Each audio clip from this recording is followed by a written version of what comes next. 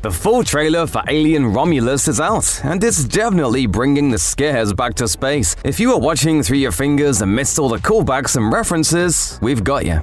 One of the most iconic details from the original Alien is its quietly eerie title card, which phases in line by line over the backdrop of space at the start of the movie. The same technique is used to announce the title at the end of the Alien Romulus trailer. It's a subtle but effective way to evoke the series' origins and a fun nod for longtime fans. There have been so many Alien movies at this point that the series has covered a pretty wide range of subgenres. This little title card Easter egg suggests that Romulus is specifically going for the look and feel of the first film, something that's supported by the rest of the trailer as well. From sci-fi corridor crawls and tight vents to the design of the alien itself, the new movie is intentionally evoking Ridley Scott's masterpiece at every turn, which makes sense given that he's still serving as an executive producer. You got a better idea?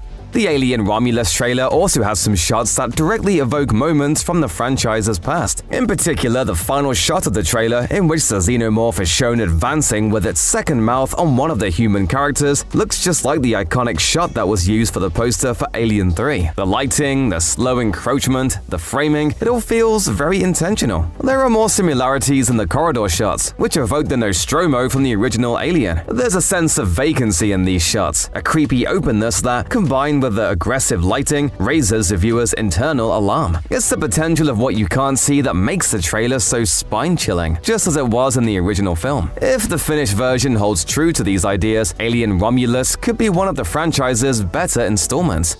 This detail wasn't in the actual trailer. Instead, you had to look to the date below it. The new trailer for Alien Romulus was released on June 4th, 2024, exactly 98 years before a xenomorph chestburster emerged from the body of Kane, the executive officer of the Nostromo. In other words, it's the fictional anniversary of when the original Alien was born. A computer screen in Ridley Scott's original 1979 film reveals that the date of the story's first day is June 3rd, with Kane's death taking place the following day. As of the making of this video, there has been no confirmation from 20th Century Studios that this trailer was intentionally dropped to subtly commemorate the anniversary. But it makes sense given how Romulus aspires to take the franchise back to the glory days of the first two films, both in terms of tone and its chronological setting between Alien and Aliens. Game over, man! It's game over! It's also somewhat of a freaky reminder that our timeline has already crossed over into the Alien timeline, chronologically speaking. The oldest filmed event is Peter Weyland's TED Talk, which was the subject of a short film released in 2012 and written by Lost and Watchmen scribe Damon Lindelof, and it was set last year. We are now 3 months into the year of our Lord, 2023.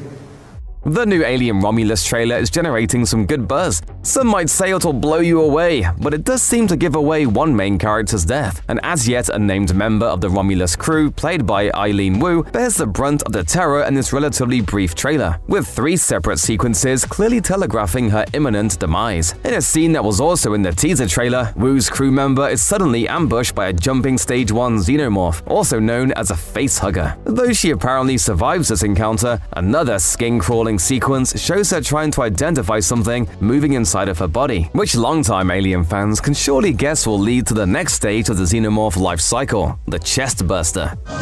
Anybody want to say anything? And if these two scenes weren't proof enough that her character will be one of the first to go, one last shot features Isabella Mercedes Kay covered in blood and cradling a body only partially in frame. From what we can see, it looks suspiciously like Wu's face in her arms. If there's one thing this trailer for Alien Romulus absolutely nails, it's the tone of the first Alien, though that's mostly because it slyly borrows a fair bit from its predecessor's own iconic trailer. Released ahead of its 1979 premiere, the original Alien trailer has gone down in cinema history as one of the most effective trailers in the horror and sci-fi genres. Arguably, its most memorable trait is a small, understated, superimposed tagline at the end, which reads, "In space, no one can hear you scream." In a user-voted poll on the film website Shortlist, it ranked as a #1 best movie tagline of all time, followed by those of The Shawshank Redemption and Jaws 2. In the final moments of the new Romulus trailer, the tone shifts from that of a trailer for a modern atmospheric blockbuster to a direct homage to the original Alien trailer. In addition to reusing the tagline, Romulus's trailer also cuts out the sound and slowly unveils the title line by line, before finally and suddenly cutting the sound back in with violent emphasis. These are all effects that can be found in Alien's trailer, and longtime fans of the series will likely find them just as disquieting now as they were over 4 decades ago. Oh, God! The Alien franchise has always pulled from famous literary works and different cultural mythologies to ground the story in a familiar tale. The Nostromo in the very first Alien is in direct reference to the Joseph Conrad novel and character of the same name, a story that Aliens likewise pulls from in naming the Marines' transport vessel, the Sulaco. And of course, who could forget Ridley Scott's Prometheus, the stealth alien prequel that echoes the story of the titular Greek titan. Even Alien Covenant had previously been titled Alien Paradise Lost, in honor of John Milton's biblically inspired epic poem. In step with these same notions, Alien Romulus will be venturing into Roman mythology, with a distinct Wayland-Yutani logo to prove it. In Roman myth, Romulus was the first king of Rome. According to legend, it all stemmed from a she-wolf who found 2 demigod children in the woods. Romulus and his twin brother Remus were fathered by the Roman god Mars, but were later left for dead, only to be found by this wolf. She suckled the twins for nourishment until they were eventually found and raised by humans. Some stories claim that Romulus later killed Remus, while others note his shocking death in battle. In either case, Alien Romulus will likely pull from this legend in more ways than just a title and a cleverly paced depiction of the character's origins, though we'll have to wait to discover exactly how. Until Alien Romulus actually comes out, we have no way of knowing how a new batch of xenomorphs will make it onto the titular space station. It could be that the Romulus is transporting specimens already, or they pick up on someone's distress signal. Right now, it's a mystery, but the new trailer might give us a clue or two about how the facehuggers get on the ship in the first place. There's something in the water. What do you mean there's something in the water? I don't know, there's just something in the water.